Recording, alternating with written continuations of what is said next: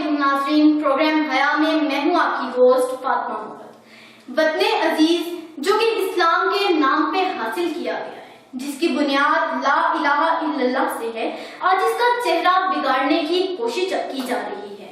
آج کچھ مادر پدر آزاد خواتین بے حیائی کی تصویر بنی ہوئی ہے، جو کہ یورپ کی بے حیا، بے شرم اور مذہب سے عاری معاشرے کی طرف دعوت دے رہی ہیں۔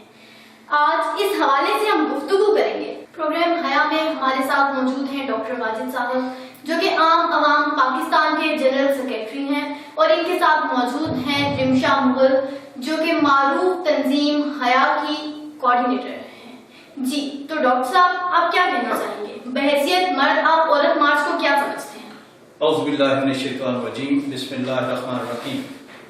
عورت مارچ، پہلے تو یہ لفظ ہی عجیب ہے، عورت مارچ کر رہی ہے، یہ کیسی عجیب منطق ہے۔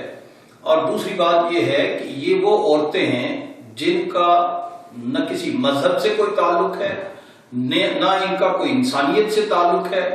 انہیں جب آپ غور سے دیکھیں تو ان کے چہروں پہ خباثت بھٹکتی ہے، اور ان کے چہرے خباثت سے بھرے ہوئے ہیں۔ بنیادی طور پہ یہ وطن جو اسلام کے نام پہ حاصل کیا گیا، اور یہ محمد رسول اللہ صلی اللہ علیہ وسلم کی سیرت اس وطن میں آنی تھی، اور جب انہوں نے یہ دیکھا کہ 1400 سال کے بعد ریاست مدینہ ایک اہم جز بن کے پاکستان میں پھر سرایت کر رہی ہے، اور آج پاکستان کے لوگ پھر ریاست مدینہ کی طرف پلٹ رہے ہیں، تو انہیں یہ بات ہضم نہیں ہوئی۔ انہوں نے چند عورتوں کو خریدا اور وطن عزیز میں بھیج دیا گیا۔ یہ عورتیں جو عورت مارچ کے نام پر ملک عزیز میں فحاشی اور عریانی کا بازار گرم کر رہی ہیں، یہ اصل میں ہماری نسل نو کو گمراہ کرنا چاہتی ہیں۔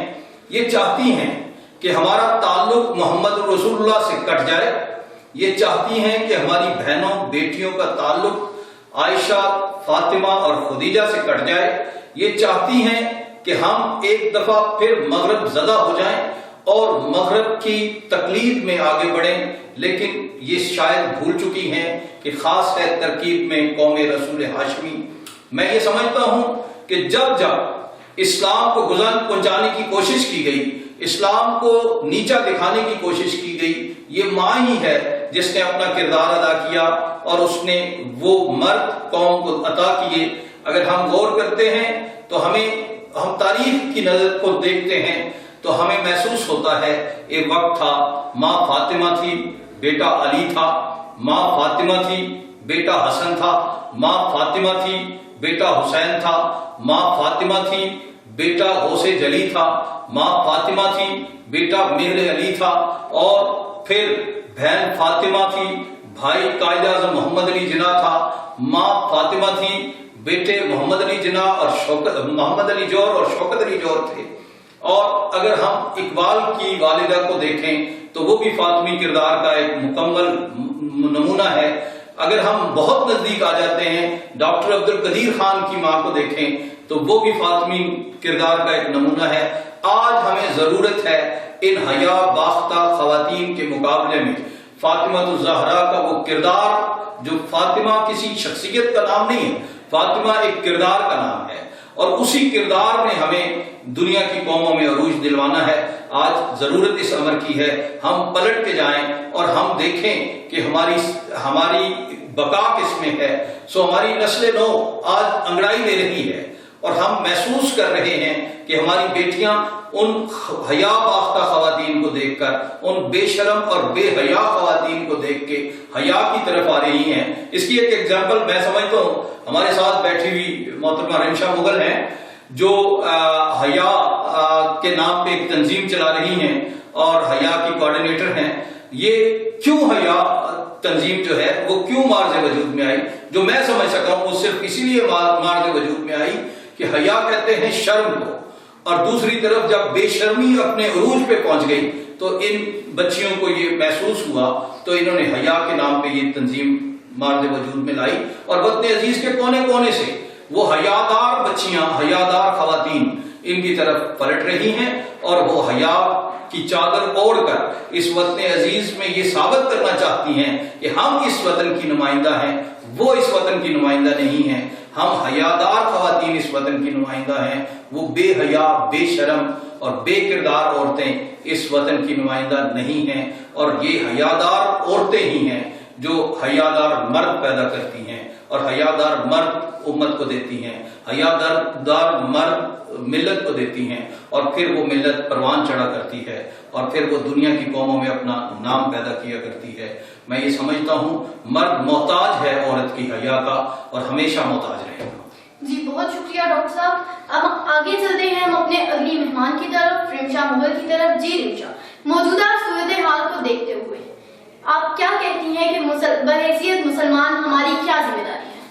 In my opinion, basically عورت مارچ جو ہے یہ ایک یہودی لابی کی ایک سازش ہے جس کا مقصد ہمارے اسلامی اقدار کو تہس نہس کرنا ہے، اور ہمارے لیے نہایت افسوس کا المیہ ہے کہ غیر مذہب طاقتیں ہمارے ہی ہاتھوں ہمارے وطن عزیز کی جڑوں کو کھوکھلا کر رہی ہیں، اور ہم ان کے ہاتھوں کا کھلونا بن چکے ہیں۔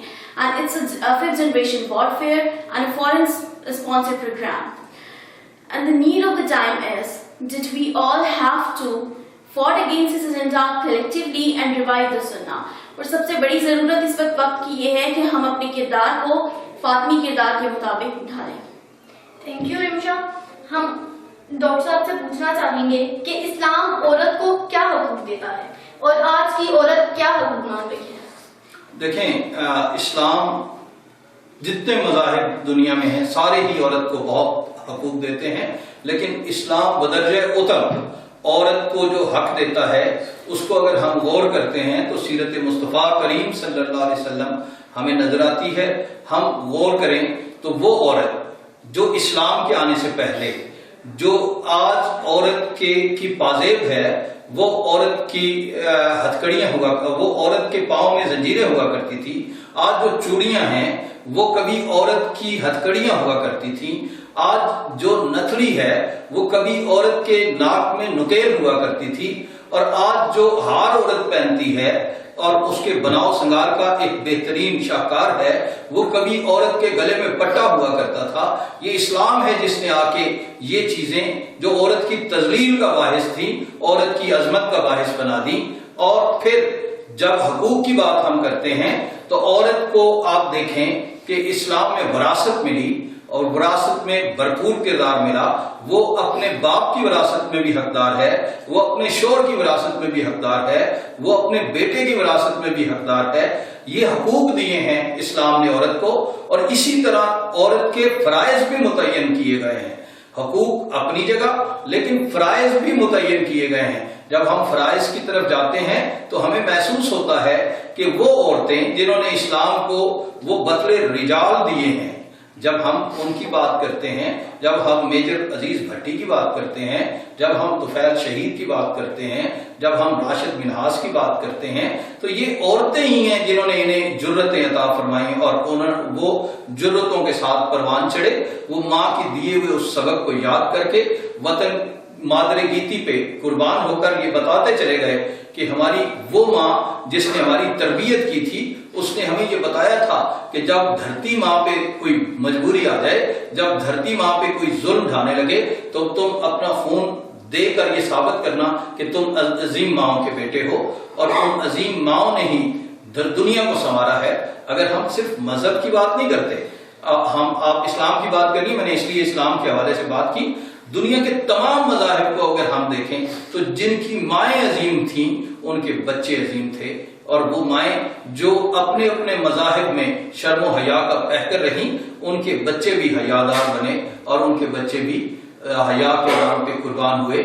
آج اس بات کی طرف ہمیں پھر بڑھنا پڑے گا کہ دنیا کے سارے مذاہب حیا کی طرف ہمیں متوجہ کرتے ہیں۔ آپ دیکھ لیں کسی بھی مذہب میں، ہندوازم ہے اس میں بھی کہیں بے شرمی کی تبلیغ نہیں کی جاتی، عیسائیت ہے اس میں بھی کہیں بے شرمی کی تبلیغ نہیں کی جاتی، اور اسی طرح اسلام تو عورت کو حیا کا وہ زیور عطا کرتی ہے۔ پھر وہی عورت جب حیادار معاشرے کو جنم دیتی ہے، جب حیادار معاشرے کو پروان چڑھاتی ہے، تو پھر دنیا میں بھی امن آتا ہے۔ وہ لوگ جو اس وقت وطن عزیز کے اندر یہ گناؤنا کھیل کھیل رہے ہیں، وہ حیا باختہ خواتین جو یہ گناؤنا کھیل کھیل رہی ہیں، انشاءاللہ ان کا وقت قریب آ چکا ہے، ان کے چہرے نظر آ چکے ہیں کہ وہ کتنے دجالی چہرے ہیں، وہ کتنے مکروہ چہرے ہیں، ان کے چہروں کے نقاب ہٹ چکے ہیں، اور قوم نے اب ان کو یہاں سے اٹھا کے انشاءاللہ بحر روم میں غرق کر دینا ہے، اور اس وطن عزیز میں ایک دفعہ پھر حیا کی چادر پھیلے گی، اور حیا کی چادر کے سائے میں بیٹے جوان ہوں گے۔ تو ڈاکٹر صاحب، پاکستانی معاشرہ عورت مار جیسے معاملات کا متحمل ہو سکتا ہے؟ پاکستانی معاشرے میں دیکھیں، ہونا تو یہ چاہیے کہ یہ اسلامک اسٹیٹ ہے، اور ریاست کو اس میں اہم ترین کردار ادا کرتے ہوئے ایسی خواتین کو یہ اجازت ہی نہیں دینی چاہیے کہ وہ روڈوں پہ آئیں۔ اور اگر کہیں یہ کہا جا رہا ہے، آپ اس عورت مارچ کے حوالے سے غور کریں کہ وہ جو سلوگن لکھے گئے ہیں اس بے غیرتی کی انتہا تک جاتے ہیں۔ وہ اگر ان سلوگنز کو، ان نعروں کو ہم غور سے دیکھتے ہیں، میں کل ٹیلی ویژن پہ فیس بک پہ ایک سلوگن دیکھ کے میں حیران رہ گیا، اور لوگوں کو سمجھ ہی نہیں آ رہی کہ کیا وہ کرنا کیا چاہ رہی ہیں۔ اس میں ایک نعرہ تھا کہ میں 9 سال کی تھی اور میری شادی ایک 50 سال کے بوڑھے سے کر دی گئی، اور میں بول نہ سکی، مگر اس کی آوازیں آج بھی مساجد میں گونجتی ہیں۔ یہ کس کے بارے میں کہا جا رہا ہے؟ یہ لعنتی کردار کس کے بارے میں یہ بات کر رہے ہیں، اور ان کی زبانیں گودی سے کیوں نہیں کھینچی جا رہی؟ اگر ہم غور کرتے ہیں تو یہ رسالت مآب صلی اللہ علیہ وسلم اور سیدہ عائشہ صدیقہ کے بارے میں بات ہو رہی ہے۔ قوم کو سمجھ ہی نہیں آ رہی کہ وہ کیا بکواس کرنا چاہ رہی ہیں اور وہ کیا بکواس لکھ رہی ہیں۔ نہ ریاست مدینہ کے حکمرانوں کو سمجھ آ رہی ہے، اور نہ ہی ریاست مدینہ کے عوام کو سمجھ آ رہی ہے۔ میں علماء کرام کی بھی بات کرتا ہوں، وہ یہ سلوگن پڑھتے ہیں اور مسکرا کے آگے نکل جاتے ہیں۔ ان سے بھی میری گزارش ہے کہ یہ کیا ہے؟ یہ کیا سیرت مصطفیٰ کریم صلی اللہ علیہ وسلم پہ اور توہین رسالت نہیں ہے؟ یہ جن عورتوں نے یہ بینرز لگائے، یہ توہین رسالت کا مقدمہ ہونا چاہیے ان پہ، اور نہ صرف مقدمہ ہونا چاہیے بلکہ انہیں برسرے ممبر پھانسی پہ لٹکایا جانا چاہیے، تاکہ کوئی غلیظ زبان آئندہ نبی مختار صلی اللہ علیہ وسلم کے بارے میں اور ام المومنین سیدہ عائشہ صدیقہ کے بارے میں ایسی بات نہ کر سکیں۔ وہ ہماری ماں ہے، اور جو قومیں اپنی ماؤں کی تقدس کو قائم نہیں رکھا کرتی وہ دنیا سے مٹ جایا کرتی ہیں۔ آج وطن عزیز کی ریاست کے ستونوں کو، صحافت کے ستونوں کو، حکومت کے ستونوں کو ان عورتوں کی زبانوں کو گدی سے کھینچ کے کتوں کے آگے ڈالنا ضروری ہو گیا ہے، اس لیے کہ یہ میرے مصطفیٰ پہ بھونکنا شروع ہو گئی ہیں، یہ امت مسلمہ کی ماؤں پہ بھونکنا شروع ہو گئی ہیں، اور جب تک ہم ان کی زبانیں نہیں کاٹیں گے یہ بات آگے بڑھتی چلی جائے گی۔